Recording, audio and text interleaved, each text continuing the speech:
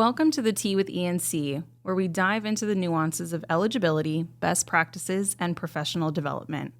I'm Jordan Stark from the Eligibility and Compliance Department, and today we'll be exploring amateurism and NIL at the high school level in Florida. So grab a cup of tea, settle in, and let's dive into today's topic.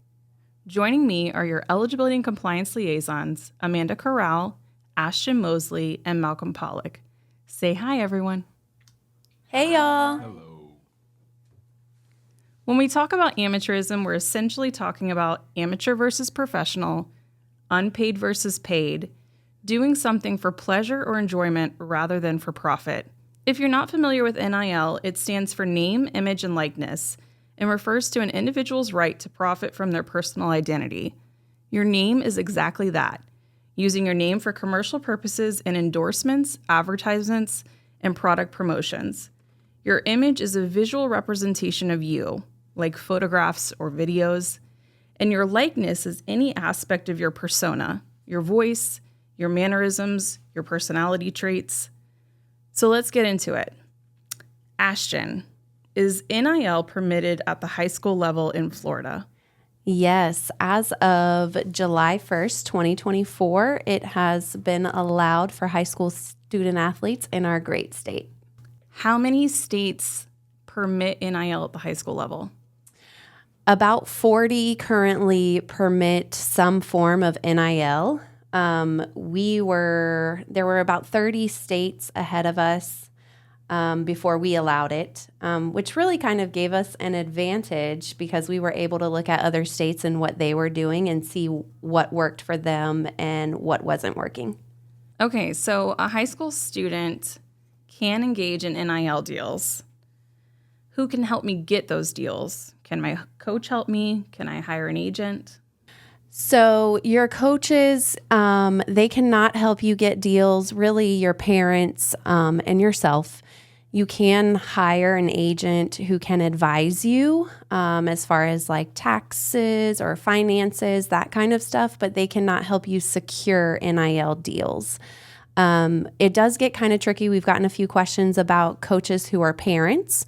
We just advise those coaches to put their coaching hat aside while they're trying to help their children secure these deals and look at it from a parent point of view and not your coaches. Okay, so I know I've personally gotten some questions about a relative of a coach. So my immediate relative owns a business and wants to offer something to a kid on my team. Is that permissible? We would consider that to be a representative of the school's athletic interest, so that would not be permissible. Any representative of the school's athletic interest, so a parent of another student athlete, a volunteer coach, someone in your athletic department, family of coaches, those people may not engage with securing NIL deals. Okay, that makes sense. We want to make sure we're avoiding recruiting, and we don't want those individuals that are very close to the school or the athletic program to be involved in making those deals happen. Right.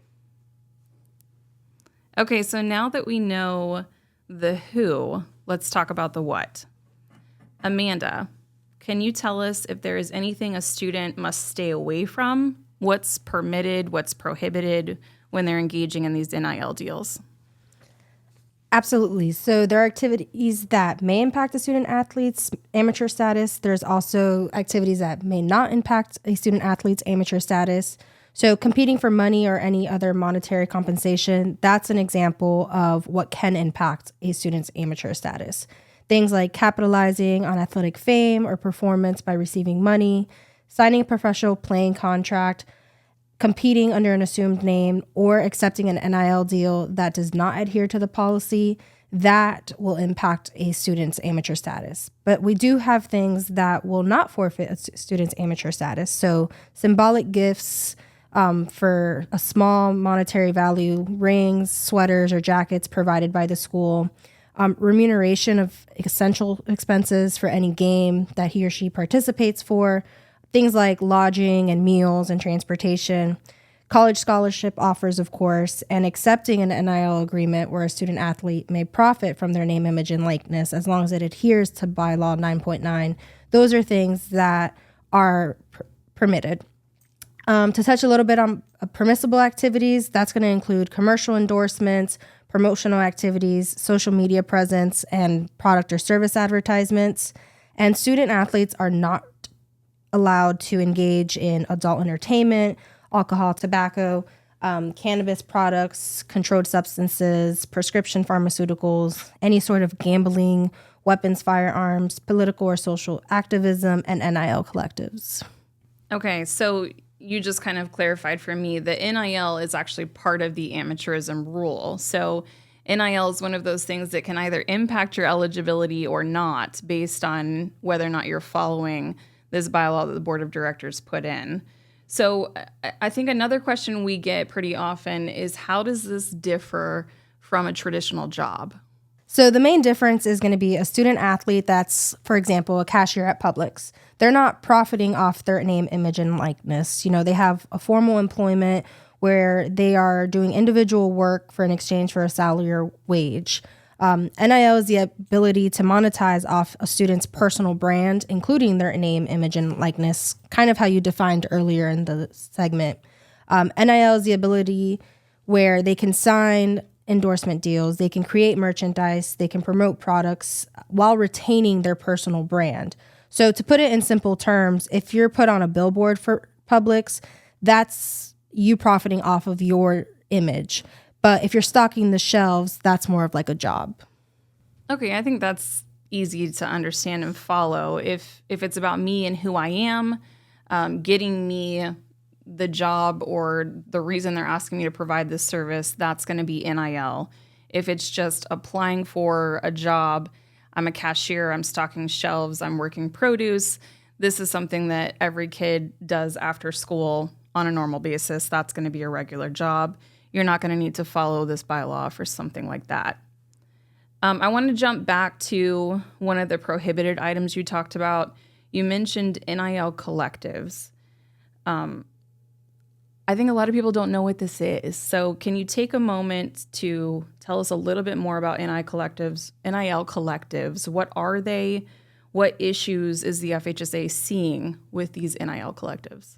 Sure. So NIL collectives are groups, organizations that exist to collect funds from donors or individuals or businesses. They help facilitate NIL deals, and they facilitate these payments to or transfer funds to the student athletes directly. There's no name, image, or likeness to it. It's just a pot of money that gets distributed amongst the athletes. So with NIL collectives, they also create ways to monetize from their NIL and promote NIL for the schools. The main issue we've seen with NIL collectives is students who sign to play for the next level, and they're being compensated prior to exhausting their eligibility. High school students should not be engaging in any sort of NIL collective, even if they're coming from a post-secondary institution. Okay, Malcolm, I'm coming over to you now. Can a student represent his or her school while engaging in NIL deals? Can they do this at games, practices? Can they wear their uniform? Can they use mascots and logos?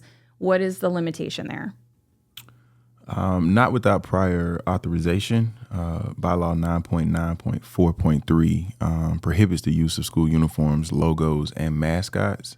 If a student wishes to represent his or her school, the student athlete has to seek authorization from the school or school district prior to using the logo, mascot, or school uniform.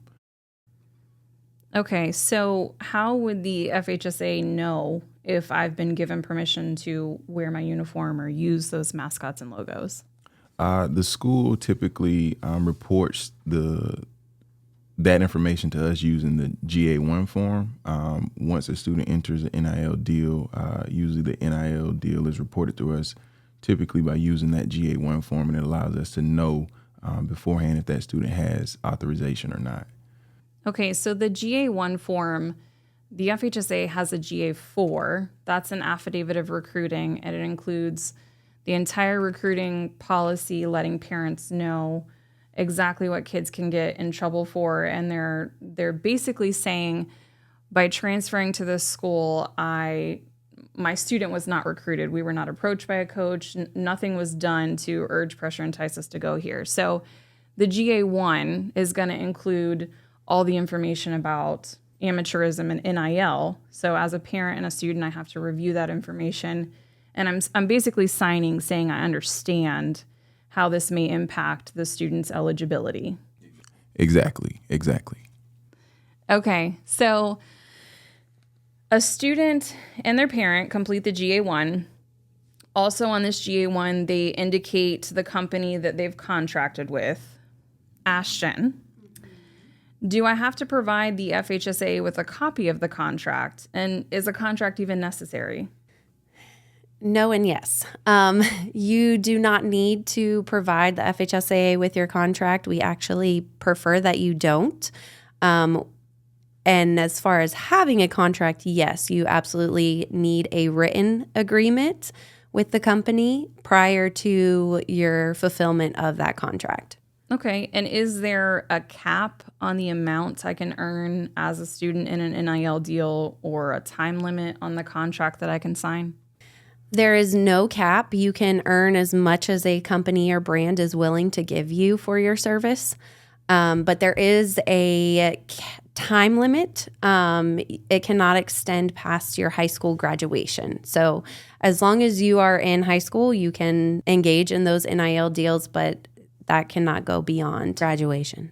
Okay, and this is one of those things the board of directors took their time trying to make sure that they put parameters in place to protect student athletes. So not allowing a contract to go past graduation is basically giving a student athlete an opportunity to seek other NIL deals after graduation. They're not locked into a particular organization or business past their graduation. Correct. I think this was something that was done to protect student athletes, so it wasn't a lifelong deal. So that is one of the measures that was put in place. Okay, Malcolm, I'm going to come back over to you. Okay. How many GA1s has the FHSA received since July 1st, and what kind of deals are we seeing on these GA1s? As of today, we received roughly 26 GA1 forms. I'm sure there's more students that have entered into deals, but we've received roughly 26. And the types of, deals we've seen students enter would be anywhere ranging from leaf trading cards, brand ambassador deals, local restaurants, and local business deals. Okay, so 26, that's not a huge number, but you said there's probably some deals out there that have not been documented through this form. So we want to encourage anyone who's currently in an NIL deal that hasn't completed this form to go ahead and get those in. I think the rule says that you should be doing that within 5 business days of signing that deal.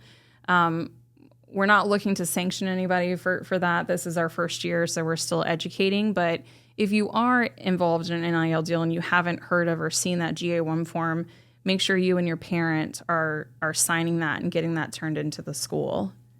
Amanda, let's talk about penalties.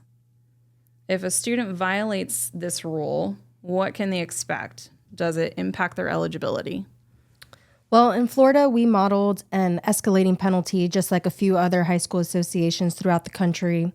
So to answer your question, yes, their eligibility may be impacted at some point. So with a first offense, the student will receive a formal warning, and they must terminate or modify their NIL agreement. They have to remove any advertisement, promotional activity, or endorsement, or return any award or gift that was compensated to them. For a student that receives their second offense, they will be ineligible to represent any member school for a period of 1 year. And then if a student reaches their third offense, then at that point, the student will be ineligible to compete at any interscholastic athletic contest in any sport for the duration of that student athlete's high school career. Okay, so let's say that I don't have any offenses on my record and I'm not able to modify or terminate my deal, give the money back, whatever the case may be. Is it still just a warning at that point, or do I go into a second offense? That would escalate to their second offense, making them ineligible for 1 year. Okay, so basically if I'm able to make it go away.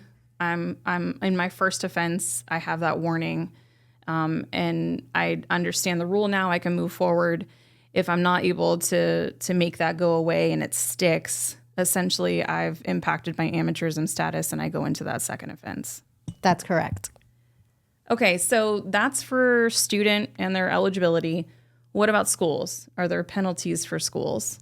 There are no penalties to the school for a student violating the amateurism bylaw as a whole. However, policy 36 and 37 still do apply. These permissible activities should not be used as a guise for athletic recruiting. So that kind of goes back to what Ashton was talking about with the representatives.